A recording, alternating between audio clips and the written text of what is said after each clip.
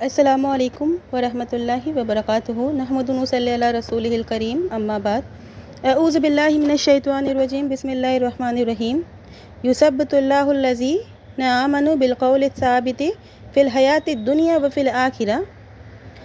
आज मैं आपको कुरान और हदीस की रोशनी में कब्र के अज़ाब के बारे में कुछ बातें बताना चाहूँगी। ऐसे तो मैं बहुत से टॉपिक पर वीडियोस बना चुकी हूँ, पर कब्र के अज़ाब मेरे को लगता है कि इन चीज़ों के बारे में भी आप लोगों का जानना बहुत ज़रूरी है। तो आज मैं अज़ाबे कब्र के बारे में कुछ चीज़ें बताना चाहूँगी।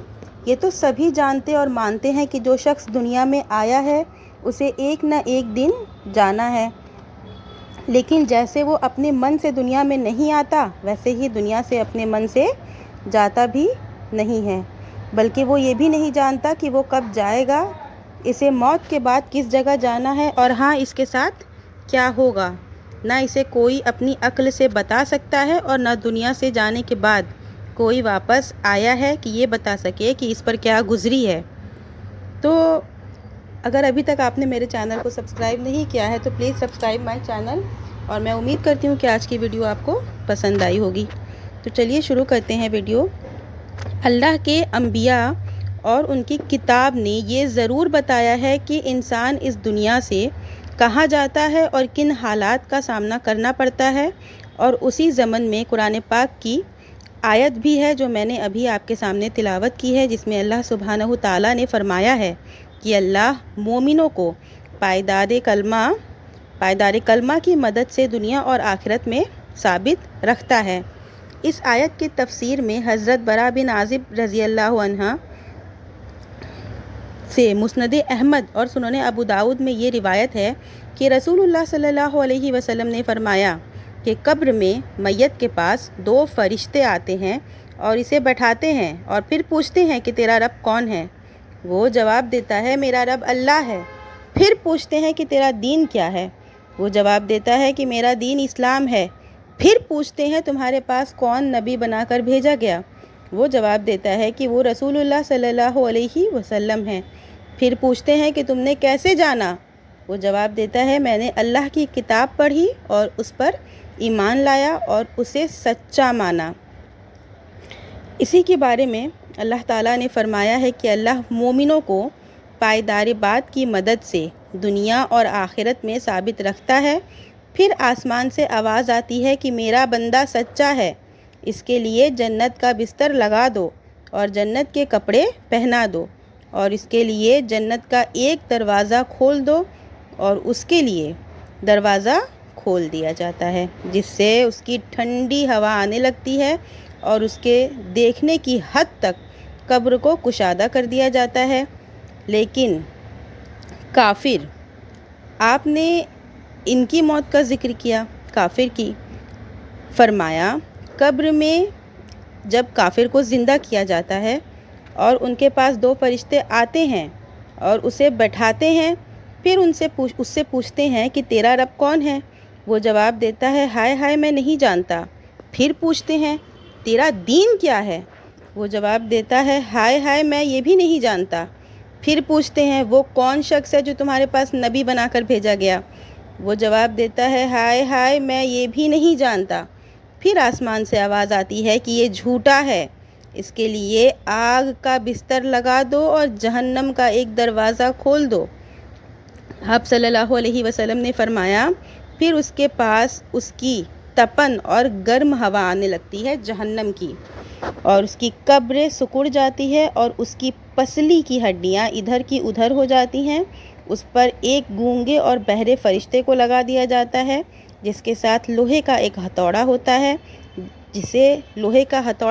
लोहे के हथौड़े को यहाँ पे ऐसे मिसाल दी गई है कि जिसे पहाड़ को मार दिया जाए तो धूल हो जाए, उसको उसी हथौड़े से मारता है, जिसे पूरब से पश्चिम तक के जिन्नो इंसान को छोड़कर सब सुनते हैं, और वो धूल हो जाता है।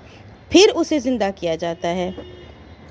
तो कितना दर्दनाक अज़ाब है, आप खुद समझिए, एक जन्नती के लिए और एक काफिरों के लिए। बुखारी और मुस्लिम में बरा बिन आज़िब रज़ी अल्लाह अन्हु से ये रिवायत है कि ये आयत अज़ाब कब्र के बारे में اتری ہے۔ اور انس رضی اللہ عنہ سے یہ روایت ہے کہ جب بندے کو قبر میں رکھا دیا جاتا ہے اور اس کے ساتھی واپس ہوتے ہیں اور وہ ان کے جوتوں کی آواز سنتا رہتا ہے کہ 2 فرشتے اس کے پاس آ کر بیٹھتے ہیں۔ اور حضرت زید بن ثابت رضی اللہ عنہ سے روایت ہے کہ رسول اللہ صلی اللہ علیہ وسلم بنو نجار کے ایک کھجور کے باغیچہ میں اپنے کھچر پر تھے اور ہم بھی آپ کے ساتھ تھے کہ ایک آپ کا کھچر بھڑک گیا اور قریب تھا کہ آپ کو گرا دے، اور وہاں 6 یا 5 قبریں تھیں۔ آپ صلی اللہ علیہ وسلم نے پوچھا کہ کوئی ان قبروں کو جانتا ہے؟ ایک شخص نے جواب دیا کہ ہاں۔ آپ صلی اللہ علیہ وسلم نے پوچھا ان کی موت کب ہوئی؟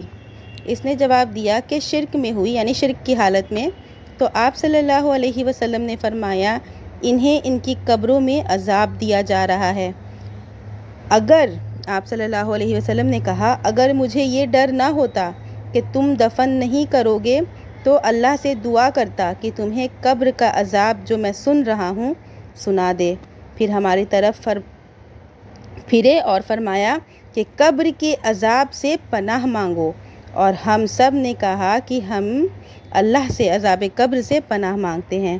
اور پھر آپ نے فرمایا اللہ سے تمام کھلے اور چھپے فتنوں سے پناہ مانگو۔ ہم نے کہا ہم اللہ سے ہر کھلے اور چھپے فتنے سے پناہ مانگتے ہیں، آمین۔ پھر آپ نے فرمایا دجال کے فتنے سے پناہ مانگو، تو ہم دجال کے فتنے سے بھی پناہ مانگتے ہیں، آمین۔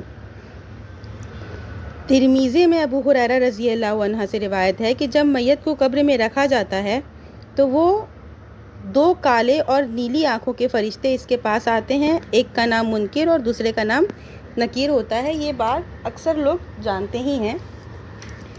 مسند احمد میں عبداللہ بن عمر رضی اللہ عنہ سے روایت ہے کہ رسول اللہ صلی اللہ علیہ وسلم نے فرمایا کہ اس کے یعنی سعد بن معاذ رضی اللہ عنہ کے لیے عرش ہل گیا اور آسمان کے دروازے کھول دیے گئے اور ان کے جنازے میں 70,000 فرشتے شامل ہوئے اور انہیں بھی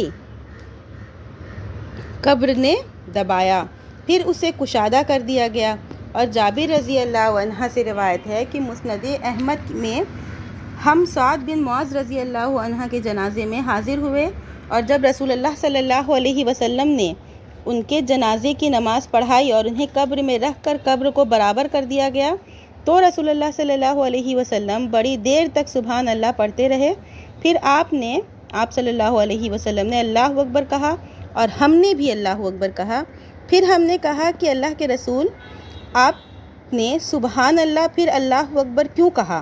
تو آپ نے فرمایا کہ اس نیک بندے پر قبر تنگ ہو گئی یہاں تک کہ اللہ نے اسے کشادہ کر دیا، یعنی یہی میری لمبی دعا اور تکبیر کی وجہ ہوئی۔ تو میری پیاری فیملی، یہ وہ صحابی رسول ہیں کہ ایک بار رسول اللہ صلی اللہ علیہ وسلم کو ایک خوبصورت کپڑا دکھایا گیا تو آپ صلی اللہ علیہ وسلم نے فرمایا کہ جنت میں سعد بن معاذ کے رومال اس سے بھی خوبصورت ہیں اور قبر نے انہیں نہیں چھوڑا، تو پھر ہمارا کیا حال ہو سکتا ہے؟ ہم تو کتنے ہی گنہگار ہیں۔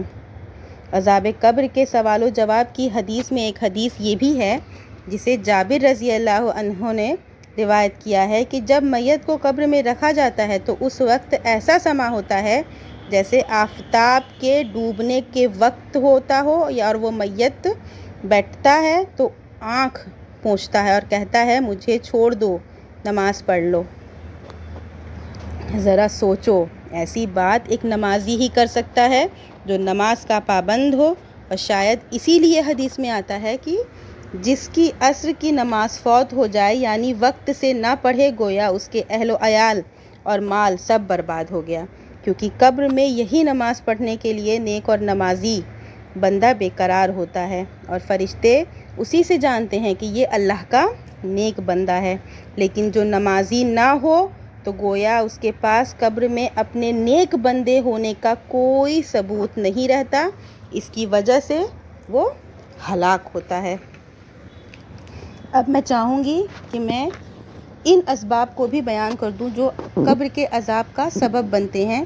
ایک حدیث میں رسول اللہ صلی اللہ علیہ وسلم 2 قبروں کے پاس سے گزرے اور فرمایا ایک حدیث میں ہے کہ ان دونوں کو عذاب دیا جا رہا ہے اور کسی بڑی چیز کی وجہ سے نہیں دیا جا رہا۔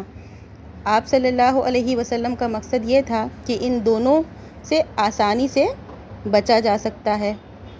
اسے تو پیشاب سے نہ بچنے کی وجہ سے عذاب دیا جا رہا ہے اور دوسرا چغل خور تھا۔ تو حدیث میں بتایا گیا ہے کہ قبر آخرت کی پہلی منزل ہے، اور آپ صلی اللہ علیہ وسلم نے فرمایا کہ قبر سے زیادہ خوفناک منظر میں نے کبھی نہیں دیکھا، اس لیے موت کب آئے اس سے پہلے اللہ کی عبادت، نماز کی پابندی اور دعا کر کے اور چغل خوری اور پیشاب کے چھینٹوں سے اپنے آپ کو بچا کر آخرت کی اس منزل سے نجات حاصل کرنے کی تیاری کرو، کیونکہ نہ جانے کب موت کا پروانہ آ جائے۔ تو یہ تھا ایک چھوٹا سا بیان عذاب قبر کے اوپر، اور امید کرتی ہوں کہ آپ کو سمجھ میں آئی ہوگی ویڈیو، اور آپ سے جو بھی غلطیاں اب تک ہوئی ہیں آگے آپ کوشش کریں گے کہ ایسی غلطیوں سے بچیں، اور عذاب قبر یعنی جیسے ہماری جو پہلی منزل ہے مرنے کے بعد قبر، اپنے اعمال کو اتنا اچھا کر لیں کہ ہم اس منزل کو آسانی سے پار کر لیں۔ آخر میں دعا کرتی ہوں کہ اللہ تعالی ہم تمام مسلمانوں کو قبر کے عذاب سے بچائے اور نیک عمل کرنے کی توفیق دے۔ ملتے ہیں نیکسٹ ویڈیو میں۔ وعلیکم السلام ورحمۃ اللہ وبرکاتہ۔